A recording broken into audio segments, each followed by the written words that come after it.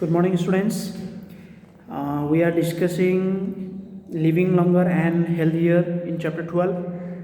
We have completed one paragraph. Now we'll start new paragraph. Medical instrument वो instrument है जो doctor लोग use करते हैं, जिसके ज़रिए बहुत सारा डिजीज़ को पता लगा सकते हैं। ठीक है, अगर कोई इंस्ट्रूमेंट हम लोग यूज़ करते हैं मेडिकल में, तो कहीं ना कहीं उस बीमार को इलाज करने के लिए, उसको ठीक करने के लिए, उस बीमार को पता लगाने के लिए हम यूज़ करते हैं। यहाँ एग्जाम्पल में दिया है क्लिनिकल थर्मोमीटर। और क्लिनिकल थर्मोमीटर आज से 1715 यानी कि आज से 300 साल पहले, 350 मतलब घटाइए 400 साल शायद, इतना साल पहले मेरा क्या बना था, थर्मोमीटर बना था। ठीक है, अब ये थर्मोमीटर कौन बनाया था? डैनियल फ़ारेनहाइट, जो जर्मन फिजिक्स था। ठीक है, ये एक्चुअली ह्यूमन बॉडी का टेम्परेचर को नापने के लिए बनाया है। और ये आपका फ़ारेनहाइट 95 डिग्री फ़ारेनहाइट से लेकर 110 डिग्री फ़ारेनहाइट तक रहता है। इसको सेल्सियस में भी लेके आता है। अगर आपका बॉडी टेम्परेचर 98.54 डिग्री है तो आपका शरीर में कोई बीमारी नहीं है। अगर इससे कम है या ज़्यादा है तो मान के चलिए आपके शरीर में तापमान ज़्यादा है या कम है तो आपका शरीर यानी कि आप अस्वस्थ में फील करते हैं। आपका शरीर में क्या होता है, मान के चलिए बीमार जैसा आप फील करते हैं। ठीक है, ऐसे भी बॉडी टेम्परेचर आपको पता चल जाता है। अगर बुखार हो रहा है, ठीक है, तो बुखार में हम लोग नॉर्मली थर्मोमीटर लगाते हैं। थर्मोमीटर लगाने के बाद चेक करते हैं कि मेरा कितना डिग्री फ़ारेनहाइट मेरा क्या है, बुखार है। ठीक है, अगर 98.4 रहा तो आपका बॉडी टेम्परेचर नॉर्मल है, आप बीमार नहीं हैं, स्वस्थ है। आज के ज़माने में तो बहुत सारा डिजिटल थर्मोमीटर आ गया है, जिसको 3-4 सेकंड में पता लगा देता है कि आपका बॉडी का टेम्परेचर इतना है। ठीक है, the body temperature is taken by placing the thermometer in the patient's mouth और under the armpit. The mercury in the bulb heats up and expands due to the body heat. The extent to which the mercury rises and indicates the body temperature। अब body temperature क्या है आपका, नापने के लिए या तो patient का मुंह में लगाएगा या तो आर्मपिट में डालेगा। ओके, आर्मपिट में डालने से भी बॉडी का टेम्परेचर जल्दी पता चल जाता है और माउथ में रखने से भी बॉडी का टेम्परेचर जल्दी पता चल जाता है। ठीक है, शायद आप लोग तो इससे तो मतलब कॉमन है, ये सब कोई जानता है। और दूसरा इंस्ट्रूमेंट का नाम क्या है, स्टेथोस्कोप। स्टेथोस्कोप का आविष्कार कब हुआ था? 1816 में हुआ था। कौन किया था? डॉक्टर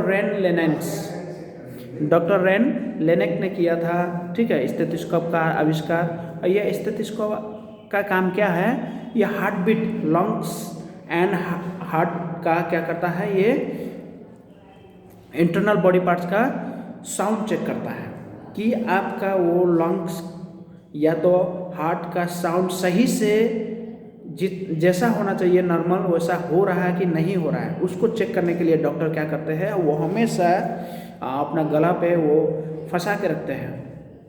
उसको बोलते हैं स्टेथोस्कोप। ओके, जिससे साउंड को चेक किया जाता है जो इंटरनल ऑर्गन का है, स्पेशली हार्ट और लंग्स। ओके, इससे ये पता चलता है कि आपका हार्ट, लंग्स अंदर में सही से काम कर रहा है या नहीं। ठीक है ना। और माइक्रोस्कोप, दूसरा इंस्ट्रूमेंट का नाम क्या है जो डॉक्टर लोग यूज़ करते हैं, माइक्रोस्कोप। और ये माइक्रोस्कोप कब बना था? 1590 में। कब बना था? 1590। ठीक है, और ये कौन बनाया था? ए डच ऑप्टिशियन, चश्मा बनाने वाला, ठीक है, आदमी ने बनाया था। उसका नाम क्या था? Zacharias Jansen.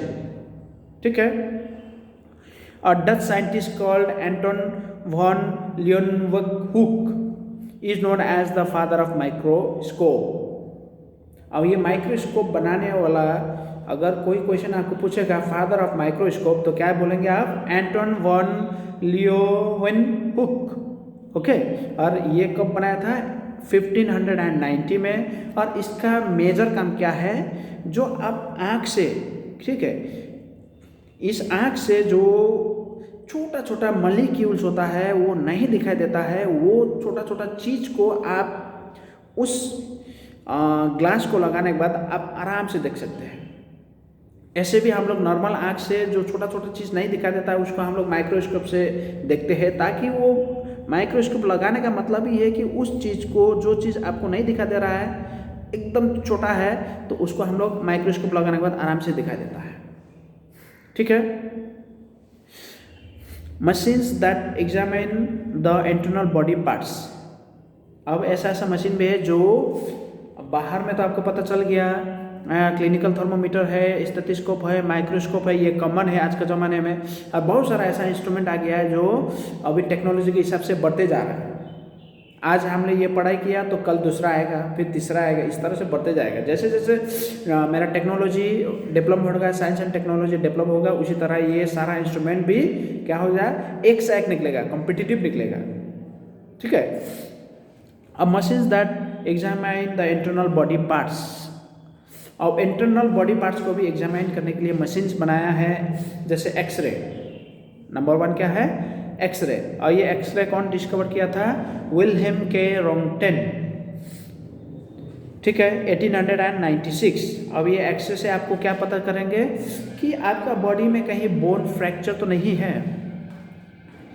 आप मान के चलिए आपको सिर्फ बोल रहा है कि हमको पीठ दर्द होता है, हमको बैक पेन है, या कहीं भी पेन होता है, वो तो पेन तो हमको बाहर से तो टच करने के बाद तो सिर्फ हम क्या कर सकते हैं, पता कर सकते हैं कि यहाँ पर आपका स्वेलिंग है। ठीक है, लेकिन इंटरनल आप नहीं देख सकते उसमें। बाहर से अगर स्वेलिंग है या चोट है या कुछ भी ऐसा घाव है वो दिखाई देता है, लेकिन इंटरनल प्रॉब्लम क्या है वो तब हम पता करेंगे जब हम उसका एक्सरे लेंगे। एक्सरे में क्या है कि आपका हड्डी का जो भी नॉर्मल होना चाहिए, अगर नॉर्मल नहीं है तो वो हमको एक्सरे से पता चल जाएगा। या टूटा हुआ है, या उसमें हड्डी में कुछ मांस आ रहा है, या कुछ भी प्रॉब्लम हो तो हमको वो एक्सरे के थ्रू पता चल जाएगा। ठीक है। अब दूसरा है साइगोमोमैनोमीटर। अब इसका काम क्या है? Blood pressure. साइगोमैनोमीटर का काम क्या है? Blood pressure. अब ब्लड प्रेशर भी, अब ये तो जिसको आप लोग सुनते होंगे कि बीपी, शायद मम्मी पापा या दादा दादी से बीपी। और ये बीपी का नापने का मशीन का नाम क्या है? साइगोमैनोमीटर। ठीक है। This instrument has 3 parts. They are cuff, rubber, pulp and glass gauge. शायद बीपी में नापने का मशीन आपने देखे होंगे, एक हाथ में बांधता है, दूसरा पल्स। ठीक है, उससे आपको क्या करना है, ऐसा ऐसा करके चेक करता है। और वो एक ग्लास ट्यूब रहता है, उसमें वो मरकरी के साथ बना हुआ लेबल रहता है, और डॉक्टर उसी से पता करेंगे कि आपका बीपी इतना है या उतना है। उस मशीन का नाम है sphygmomanometer. Cuff is a white rubber band that okay new machines called ultrasound. अभी सबसे famous ultrasound, MRI, CT scan, ECG, ये सारा आपको क्या है, डॉक्टर एक लैब में चेक, कंप्यूटर में चेक करता है। ठीक है। और ये सारा आपका इंटरनल से रिलेटेड है। कुछ भी प्रॉब्लम हो तो कंप्यूटर में से वो चेक करके क्या करता है, आपका जांच करता है कि सही में आपको हुआ क्या है, हुआ क्या था और हुआ क्या है, और उस हिसाब से ट्रीटमेंट होता है। ठीक है। ये भी क्या है, आपको MRI, ultrasound, ECG, CT scan, ये सब आपका इंटरनल ऑर्गन, इंटरनल बॉडी को चेक करने वाला एक तरह का इंस्ट्रूमेंट ही है। ठीक है। Dialysis machines. और डायलिसिस मशीन्स जिसका किडनी का प्रॉब्लम है उस सब में मशीन का यूज होता है। Next development of surgery, surgery means repair, आप सबको पता है सर्जरी मीन्स रिपेयर, रिमूवल और रिप्लेसमेंट ऑफ डैमेज पार्ट और an organ of the body. Surgery होता है आपको उस डैमेज पार्ट को निकाल के दूसरा पार्ट लगा देना है, ठीक है, यानी कि रिपेयर करना है। Sushruta and Charaka were the great Indian surgeon in the past, today surgery is very safe.